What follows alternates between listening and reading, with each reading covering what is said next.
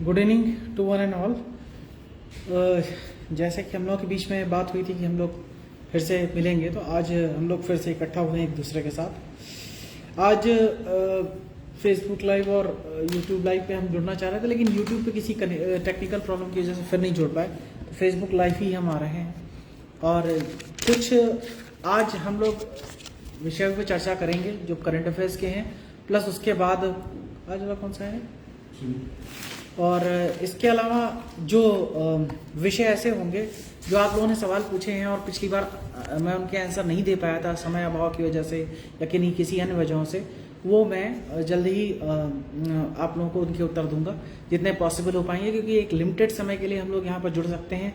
हर समय जुड़ने की उतनी हमारे पास फैसिलिटी नहीं है। फैसिलिटी तो क्या कहते हैं, मतलब संभावनाएं नहीं है, रिसोर्सेज लिमिटेड हैं। और जैसा कि आपको पता ही होगा कि आपकी से यदि अगर कोई पूछता है कि वास्तव में सबसे इंपॉर्टेंट रिसोर्स आपका क्या है, किसी भी व्यक्ति का या किसी का भी रिसोर्स पूछा जाए, तो सबसे बड़ा इंपॉर्टेंट रिसोर्स जो है नंबर 1 पे टाइम रिसोर्स है। समय एक ऐसी चीज है जो यदि कोई व्यक्ति आपको अपना दे रहा है, कोई भी व्यक्ति, आपका माँ बाप भाई बहन दोस्त यार जो भी दे रहे हो, अगर कोई व्यक्ति आपको अपना समय दे रहा है तो वो सबसे इंपॉर्टेंट चीज है अपनी लाइफ का। वो चीज आपको वो दे रहा है जो लौट करके उसको वापस नहीं मिलनी है। आपको पैसे दे रहे हैं, कोई 10,000 रुपए दे रहा है, कोई 10 लाख दे रहा है, वो पैसे वो बाद में कमा सकता है, दोबारा कमा सकता है, लेकिन जो समय उसका चला गया वो आपको दोबारा, उसको व्यक्ति को दोबारा नहीं मिलेगा। तो हम लोग के पास भी समय की जो कमी है उसके तहत हम लोग अब मिल रहे हैं। ये कुछ लोग इसमें पूछ रहे हैं हमसे कि सर किस तरह से जुड़ा जाए, तो उसमें यहाँ पर अभी हम डाल दे रहे हैं, आपको एक लिंक डाल दे रहे हैं जिसमें आप जिसमें भी हमारा टेलीग्राम का, व्हाट्सएप का चैनल और यूट्यूब और फेसबुक पर आप जुड़ सकते हैं। फतेह सिंह, उमाकांत मिश्रा, संजय बर्मन गुड इवनिंग, रमेश देवगन, गिरजा शंकर, सूरज कुमार, भूपेंद्र देशवाल, सत्यार्थ कश्यप, आप वीके शर्मा, सभी को गुड इवनिंग। रेणु भाटिया, आपको भी good evening. Padmendra Sajwan, Rahul Panchal, I just wanted to take some guidance from you on the some points how it can be possible as per availability. आप क्वेश्चन भेज दीजिए राहुल, हम उसका जवाब जल्दी ही देंगे। Seema Singh, Krishna Pal, Pinky Pal, Arvind Nigam good evening, smart Santosh Sawant, Sunil Kumar Pathak, Surendra Jat, Raj Verma आपसे जस्ट ऊपर हमने वो लिंक सारे जोड़ दिए हैं जिसके द्वारा आप हम लोगों से जुड़ सकते हैं, हमसे जुड़ सकते हैं अपने फेसबुक अकाउंट से, हमारे यूट्यूब से, टेलीग्राम से और व्हाट्सएप से। इसके माध्यम से आप जो भी मैसेज भेजेंगे मैं उसका जवाब दूंगा। मैं ये नहीं कर सकता कि आपको हर कॉल का जवाब दूं, पॉसिबल नहीं हो पाएगा। आप लोग नंबर मांगते हैं, मैं देने में असमर्थ रहता हूं, क्योंकि हर कॉल को अटेंड कर पाना संभव नहीं है। आप लोग खुद ही देखिए कि आपका हजारों की संख्या में लाइक्स आते हैं, कमेंट्स आते हैं। अब 1,000 लोगों को अगर मैं फोन अटेंड करने लगूंगा तो मैं अपना काम भी नहीं कर पाऊंगा। तो इसीलिए एक सामूहिक माध्यम से मैं ये देख रहा हूँ कि जो सवाल आप सभी के लिए लगभग इंपॉर्टेंट होते हैं वो सवाल हम इसमें से छांट लेते हैं और उनका उत्तर आप लोगों को देते हैं। पूजा भोवाल, आदित्य सोलंकी, दीपक कुमार, प्रदीप शर्मा, रेणु भाटिया, आप कहाँ से हैं? मेरा सारा डिटेल कोई भी अगर जानना चाहता है तो मेरे फेसबुक प्रोफाइल पे पड़ा हुआ है, आप लोग वहां से देख सकते हैं। इसके बारे में कोई बताने की जरूरत नहीं। मैं यूपी से ही हूँ, मैं अभी बता दूं। अगर परिचय जानना ही चाहते हैं तो मैं बता देता हूँ। मेरा नाम अतुल शर्मा है। मैं लखनऊ का मैं पैदा हुआ और वहीं पला बड़ा हूँ। वैसे मेरी पैदाइश मेरी पैदाइश भी वहीं की है। वैसे मेरा होम टाउन बगल में ही सुल्तानपुर में पड़ता है और मैंने अपनी पूरी एजुकेशन लखनऊ से कंप्लीट की। उसके बाद मैं तैयारी के लिए दिल्ली गया था। दिल्ली में मुखर्जी नगर में रहा। मुझे भी 4 साल लग गए। मैं पढ़ने में अच्छा था लेकिन मुझे भी 4 साल लग गया और तैयारी करने में। उसके बाद फिर मेरा सिलेक्शन हो पाया और मुझे आईपीएस में 2009 में ऑल इंडिया रैंक 99 मिली थी, जो कि आईपीएस के लिए यूपी कटर में नंबर 1 रैंक थी। तो मैं पहले दिन से ही आश्वस्त था कि मुझे आईपीएस तो मिल ही रहा है लेकिन साथ में अपना होम कटर भी मिल रहा है, जो कि बहुत बड़ा आपका लक हो, आपका भगवान का आशीर्वाद हो, माता पिता का आशीर्वाद हो और आपकी कठिन मेहनत, इसके बिना कुछ भी संभव नहीं है। ये सब चीज़ें होती हैं तभी हो पाता है। ललिता त्यागी, प्रशांत राघव, ललित शर्मा, आयुष गुप्ता, प्रिंस शर्मा, आप सभी को good evening. Ronit Rai, I am fine. Mahendra Singh Yadav, जय हिंद। अतुल सीआईडी, राधे राधे बोल रहे हैं। भरत पांडे, सर अगर पुलिस काम ना करे तो कैश को निस्तारण कर दे, फिर क्या करें? आपका अगर कोई भी व्यक्ति काम नहीं करता है तो आप परेशान मत हो। आप सबसे पहले तो ये देखिए कि आप जनरली सिपाही, दरोगा और इंस्पेक्टर के लेवल तक अप्रोच करते हैं। आपकी बात अगर इन लेवल पर, वैसे तो यहाँ पर भी बहुत सिंसियर लोग आ गए हैं, पढ़े लिखे लोग आने लगे हैं पुलिस में। जब कम पढ़े लिखे लोग होते थे तो वो समस्याओं के प्रति उतने संवेदनशील नहीं होते थे, लेकिन अब बहुत पढ़े लिखे लोग आने लगे हैं और वो जानते हैं, कई तो मध्यम क्लास से, लोअर मिडिल क्लास से आते हैं, गरीब वर्ग से आते हैं, तो उनको पता है कि जिन परेशानियों का सामना उन्होंने किया है वो परेशानियों का सामना दूसरों को ना करना पड़े, तो वो आपकी बात को समझते हैं और आपकी मदद भी करते हैं। लेकिन यदि किसी वजह से यहाँ पे मदद ना हो पाए तो आप निश्चित रूप से उससे अपर रैंक को जरूर ट्राई कीजिए। ये सारे अधिकारी, इनसे ऊपर के रैंक के, एसएचओ के ऊपर रैंक के अधिकारी, चाहे वो सर्किल ऑफिसर हो, जो डिप्टी एसपी हो, मतलब या एडिशनल एसपी हो या एसपी हो, ये सभी अपने ऑफिस में सुबह 10 बजे से लेके 12 बजे तक बैठते हैं, इसके आसपास बैठते हैं। कई बार इनको कुछ जरूरी काम होते हैं तो नहीं भी बैठ पाते हैं, लेकिन अगर आप ट्राई करेंगे तो जरूर मिल जाएंगे। इसके अलावा इन सभी का सरकारी नंबर भी कंप्यूटर पे पड़ा होता है, इंटरनेट पे पड़ा होता है, आप उस पर व्हाट्सएप भेजिए। लगभग 90% लोगों के सरकारी नंबर पे व्हाट्सएप काम करता है, सरकार ने लगभग इसको कंपलसरी बना रखा है, तो आप उस पर कॉल करके, मैसेज करके, अपॉइंटमेंट ले करके उनसे मिल सकते हैं। अगर पास में ही रहते हैं तो चले ही जाइए, सुबह 10 से 12 के बीच में आपको जरूर मिलेंगे और आप अपनी समस्या उनसे कहिए। मैं आपको गारंटी देता हूं कि एसएचओ से लेकर के एसपी के लेवल के बीच में जो भी ऑफिसर्स हैं, चाहे वो डिप्टी एसपी हो, चाहे एडिशनल एसपी हो, चाहे वो एसएसपी हो या एसपी हो, इनके बीच में आपको कोई ना कोई एक ऐसा आदमी मिलेगा जो आपकी समस्या अगर जेन्यून है तो उसे जरूर समझेगा और आपकी मदद भी जरूर होगी। तो आप कभी भी निराश ना हो, बिल्कुल इन चीजों का पालन करें, एसओपी का पालन कीजिए, स्टैंडर्ड ऑपरेशन प्रोसीजर का, आपको निश्चित रूप से मदद होगी। उमर फारूक छोटे, सराहनीय कार्य। Shahnawaz Abbas, good evening. Bhupendra Surania, good evening. Santosh Banjara, Arjun Thakur. अब मैं कुछ सवाल लेना चाहूंगा जो पिछली बार मैं जवाब नहीं दे पाया था। इसमें पहला सवाल है प्रदीप पाठक का। सर, मैं यूपीएससी की तैयारी करना चाहता हूं, इसी वर्ष मेरा बीए फाइनल हुआ है, फाइनल में इकोनॉमिक्स और हिंदी है, क्या मैं ऑप्शनल में हिंदी रख सकता हूं? बिल्कुल रख सकते हो, और हिंदी बड़ा अच्छा ऑप्शनल भी है। बस ये है, हिंदी एक ऐसा सब्जेक्ट है चूंकि लिटरेचर का है तो इसमें समझ भी बहुत अच्छी होनी चाहिए, और आजकल चूंकि ऑनलाइन भी बहुत सारे लेक्चर्स आने लगे हैं, ऑनलाइन क्लासेस भी बहुत अच्छे होने लगी हैं, हिंदी साहित्य में बहुत अच्छे अच्छे टीचर्स भी अवेलेबल हैं और बहुत अच्छी किताबें भी, बेसिक बुक्स अवेलेबल हैं, तो इससे आपको फायदा होगा। आप बिल्कुल उसमें जरूर रखिए, ये बहुत अच्छा सब्जेक्ट है। बस गंभीरता के साथ तैयारी कीजिएगा, सिलेबस अच्छी तरह से रट लीजिएगा, टेक्स्ट बुक्स अपनी तैयार कर लीजिएगा कम से कम 10 बार, और पिछले 10-12 साल के क्वेश्चन जो आए हुए हैं उनको सॉल्व कर लीजिएगा कई बार। आगे है ब्रजेश शर्मा, यूपीएससी कैंडिडेट, हिंदी माध्यम से हूं, कौन सा सब्जेक्ट बेस्ट होगा? देखो, सब्जेक्ट बेस्ट कौन सा होता है या किताब बेस्ट कौन सी होती है, ये इस पे डिपेंड करता है 2-3 फैक्टर्स पे। पहला इस पे कि आपको कौन सा सब्जेक्ट पढ़ने में इंटरेस्टिंग लग रहा है, सरल लग रहा है और पढ़ने में समझ में आ रहा है। इसके लिए आप ये कर सकते हैं कि सबसे पहले जीएस की तैयारी चालू करिए। जीएस में सारे सब्जेक्ट्स आप पढ़ते ही हैं, हिस्ट्री है, ज्योग्राफी है, पॉलिटी है, इकोनॉमी है, सोशल इश्यूज है, एनवायरमेंटल साइंस है, स्टैटिस्टिक्स है, फिजिक्स है, बायोलॉजी है, केमिस्ट्री है, मैथमेटिक्स है। जब इन सभी सब्जेक्ट्स को आप पढ़ेंगे और एनसीईआरटी की बुक से पढ़ेंगे या जीएस के लेवल पे पढ़ेंगे तो आपको किसी एक सब्जेक्ट में नेचुरली अपने आप इंक्लिनेशन नजर आएगा, आपको सरल लगता प्रतीत होगा, आपको उसमें इंटरेस्ट लगेगा, आपको समझ में आता हुआ प्रतीत होगा। वही सब्जेक्ट आपके लिए सबसे अच्छा है, और वही किताब भी सबसे अच्छी होती है जो पढ़ने में सरल भाषा में लगे और आपको समझ में आए और आपको इंटरेस्टिंग भी लगे। ऐसा ही टीचर भी सबसे अच्छा होता है। हाँ, बस टीचर के अंदर एक खास बात ये और होनी चाहिए कि वो 4-5 अच्छी किताबों के नोट्स को, जो इंपॉर्टेंट पॉइंट्स हैं उनको मिला करके एक अच्छा नोट्स आपको तैयार करके दे दे, ये उसमें एडेड क्वालिटी होनी चाहिए।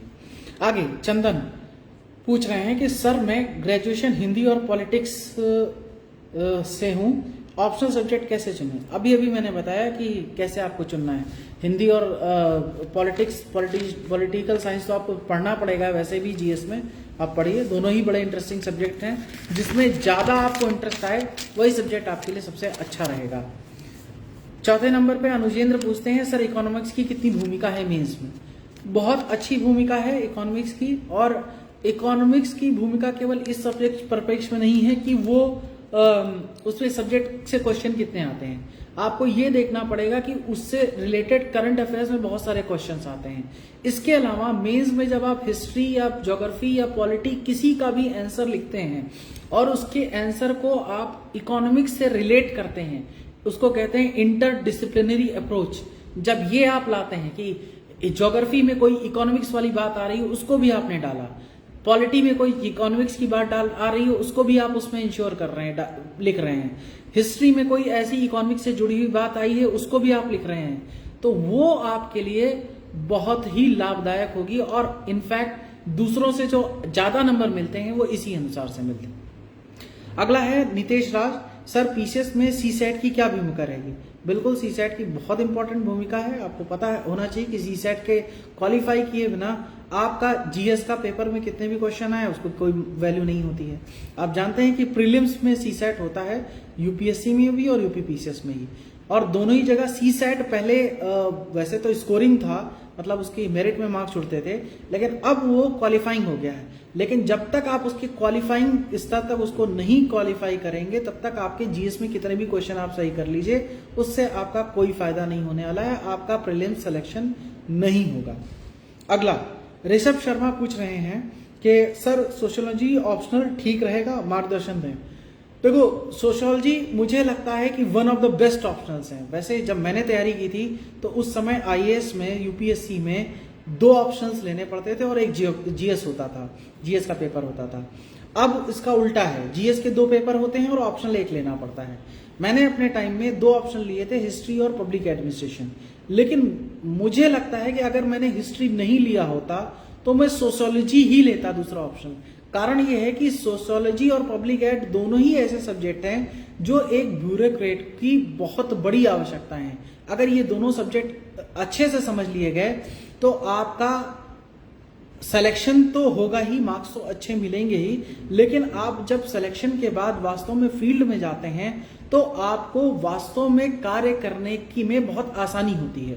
सोशियोलॉजी के माध्यम से आप समाज का ताना बाना समझते हैं, आप देखते हैं कि आपका समाज किन किन चीजों से मिलकर बना है, किन धर्मों से, किन जातियों से, किन मान्यताओं से, किन वर्गों से मिलकर के बना है, और उनकी क्या संस्कार हैं, उनकी क्या रीति रिवाज हैं, क्या परंपराएं हैं, ये सारी चीजें आप वहां पर समझ पाते हैं। जब उसे आप समझ पाते हैं तभी आप उसका आदर कर पाते हैं। अदरवाइज अगर आप उसे नहीं समझ पाए तो कभी कभार गलती में ऐसा कई बार हो गया है कि ब्यूरोक्रेट्स फील्ड में कुछ ऐसी बातें कभी कभार भूल जाते हैं जो उन्हें नहीं बोलनी चाहिए, और वास्तव में वो फिर उनके लिए नुकसानदायक होता है। अगला और लास्ट क्वेश्चन जो प्रशांत मिश्रा का मैं देख रहा हूं, वो अलीगंज के रहने वाले हैं, लखनऊ के, अलीगंज लखनऊ वाला ही होगा मेरा ख्याल है। सर जीएस के लिए रिवीजन कैसे किया जाए? जीएस मेरा वीक पॉइंट है। देखो, जीएस आपका अकेले प्रशांत वीक पॉइंट नहीं है, जीएस सभी का वीक पॉइंट है। उनका भी जिनका सिलेक्शन नहीं हुआ है, और उनका भी वीक पॉइंट है जिनका सिलेक्शन हो गया है। ठीक है, क्योंकि जीएस इतना बड़ा सिलेबस है कि उसको पूरी तरीके से उसको तैयार कर पाना हर किसी के बस की बात नहीं है। अगर कोई साइंस साइड से क्लास 12 तक पढ़ा हुआ है, जूलॉजी, बॉटनी, केमिस्ट्री या फिजिक्स, केमिस्ट्री, मैथमेटिक्स पढ़ रखी है, तो उसको ह्यूमैनिटीज के सब्जेक्ट्स में दिक्कत आती है, जैसे कि हिस्ट्री है, ज्योग्राफी है, पॉलिटी है, इकोनॉमी है, सोशल इश्यूज है, एनवायरमेंटल इश्यूज है, एथिक्स है, इनमें दिक्कत आती है। अगर कोई ह्यूमैनिटीज के सब्जेक्ट से उसने ग्रेजुएशन या 12th कर रखा है तो उसको साइंस के सब्जेक्ट्स में दिक्कत आती है, या जो थोड़े ऑब्जेक्टिव टाइप के क्वेश्चन सब्जेक्ट्स हैं उनमें दिक्कत आती है, जैसे कि स्टैटिस्टिक्स है, आपका फिजिक्स है, केमिस्ट्री है, ज्वालॉजी है, इनमें दिक्कत आती है। और ज्योग्राफी में भी कई बार दिक्कत आती है क्योंकि वो थोड़े से ऑब्जेक्टिव टाइप के। इकोनॉमिक्स में भी दिक्कत आती है क्योंकि ऑब्जेक्टिव टाइप का है, वहां सुनिश्चितता है, वो सब्जेक्टिव नहीं है, ऑब्जेक्टिव है। तो आप ये मत मान के चलिए कि कोई आपसे आगे है। मेरा सिलेक्शन हो चुका है, लेकिन मैं आपको बताता हूं कि ऐसे मेरा 13 साल पहले सिलेक्शन हो चुका है, लेकिन मैं आपको बताता हूं कि मेरा भी जीएस वीक पॉइंट था, लेकिन मैंने उसमें जो पर्याप्त स्कोर कर सकता था वो मैंने किया। और हिस्ट्री और पब्लिक एड जो मेरा ऑप्शनल्स थे उनमें थोड़ी ज्यादा तैयारी की, और ऐसा ही होता है। आप तीनों सब्जेक्ट्स बराबर तैयारी कर सकें, जीएस के दोनों पेपर और अपना एक ऑप्शनल, ये संभव नहीं है। जीएस में आप सारे सब्जेक्ट्स जो उसके पार्ट्स होते हैं, ब्रांचेस होते हैं, वो सारे आप बराबर से तैयारी कर सकें, ये संभव नहीं है। ये एप्टीट्यूड के ऊपर डिपेंड करता है कि कौन सा सब्जेक्ट आपको ज्यादा समझ में आता है, अच्छा लगता है, और उसके हिसाब से आप उसकी तैयारी करते हैं। ये आपको देखना पड़ेगा। आखिरी क्वेश्चन मैं और ले रहा हूं सर, यूपीएससी की तैयारी करना चाहता हूं, ग्रेजुएशन लिटरेचर एंड सोशियोलॉजी से किया है, ऑप्शनल सब्जेक्ट हिस्ट्री से ले सकता हूं? बिल्कुल ले सकते हैं, कोई ऐसी दिक्कत नहीं है। अगर आपने अभी भी ग्रेजुएशन किया है तो आप ये मान के चलिए कि आपको सिलेक्शन में, अगर आप बहुत अच्छे पढ़ने में नहीं है, टॉपर्स में नहीं है, तो सिलेक्शन में 2-3 साल 4 साल लग जाएंगे। मैं अच्छा था, टॉपर्स में, टॉप 5 में, टॉप 3 में ही रहता था, मुझे 4 साल लग गए, 4.5 साल लग गए। तो इस चीज को आप ध्यान रखिए कि इससे मत घबराइए कि नहीं मुझे तो इसी अटेम्प्ट में सिलेक्शन लेना है, 4-4.5 साल मेरे पास भी नहीं है।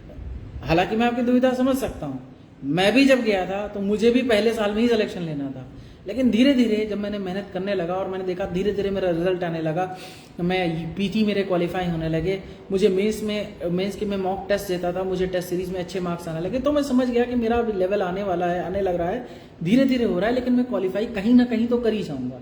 और भगवान की दया से और मेहनत से मैंने अच्छी जगह पे क्वालिफाई कर लिया। तो आप भी इस चीज को ध्यान रखिए कि, और जो आप सब्जेक्ट चेंज करने की बात कर रहे हैं, मैं आपको बता दूं कि मेरा ग्रेजुएशन तक मैं साइंस से हूं, जूलॉजी, बॉटनी और केमिस्ट्री, लेकिन मैंने जब एग्जाम दिया यूपीएससी का, आईएएस का एग्जाम दिया है, तो उसमें मेरे सब्जेक्ट से हिस्ट्री और लोक प्रशासन, इतिहास और लोक प्रशासन, वो भी हिंदी मीडियम से। तो आप समझ सकते हैं कि सब्जेक्ट मैंने भी चेंज किए। शुरुआत में मैं सोच रहा था कि मैं अपने सब्जेक्ट्स रखूंगा बॉटनी और केमिस्ट्री, लेकिन वो इतना मुश्किल था, उन सब्जेक्ट्स में मुझे इतनी मुश्किल आई, ना तो किताबें अच्छे मिल पाई, ना नोट्स अच्छे मिल पाए, ना टीचर्स अच्छे मिल पाए। वो मेरी भी कमी हो सकती है, मैं ठीक से प्रयास नहीं कर पाया, लेकिन मुझे नहीं मिल पाए, इसलिए मैंने अपने सब्जेक्ट चेंज किए, और इनको रखने के बाद फिर मुझे लगा कि अब मैं इनके साथ कंफर्टेबल हूँ, और फाइनली मेरा सिलेक्शन हुआ। तो मेरा भी आपके साथ बहुत बहुत बेस्ट विशेष हैं, आप अच्छे से तैयारी करें। सोमवीर बोल रहे हैं कि यूपीएससी की तैयारी करना चाहते हैं, ग्रेजुएशन हो चुकी है, बिल्कुल करिए, ग्रेजुएशन के बाद ही तैयारी कर सकते हैं। कुंदन शर्मा जान के पूछ रहे हैं सब इंस्पेक्टर की तैयारी कैसे करें, मैं पार्ट 1 का स्टूडेंट हूँ। बेटा, मैं इसके पहले भी बता चुका हूँ कि बहुत सारे उपकार प्रकाशन या अन्य प्रकाशन की बुक्स आती हैं, जिनमें सब इंस्पेक्टर है, बैंक की बुक, बैंक के एग्जाम्स हैं या एसएससी के एग्जाम्स हैं, उनकी बहुत मोटी बुक आती है 500-600 पेज की, वो आप एक ले लो, और उन्हीं की एक बुक और भी आती है, या एक ही बुक ले लो उसमें, जिसमें पिछले 10 साल के क्वेश्चन सॉल्व करके रखे गए हो, बस उसी को उठा के लगा लो, लेकिन एक बार नहीं, कम से कम 5 बार लगाना। अगर 5 बार उसे सॉल्व कर लिया तो आपके सिलेक्शन के चांसेस 99% हैं। 1% डिपेंड करता है कि उस दिन आपका लक कैसा है, उस दिन आपकी तबीयत तो नहीं खराब है, आपको फीवर तो नहीं हो गया, आप एग्जामिनेशन हॉल में ठीक टाइम से पहुंच गए कि नहीं पहुंच गए, ये सब फैक्टर भी होते हैं।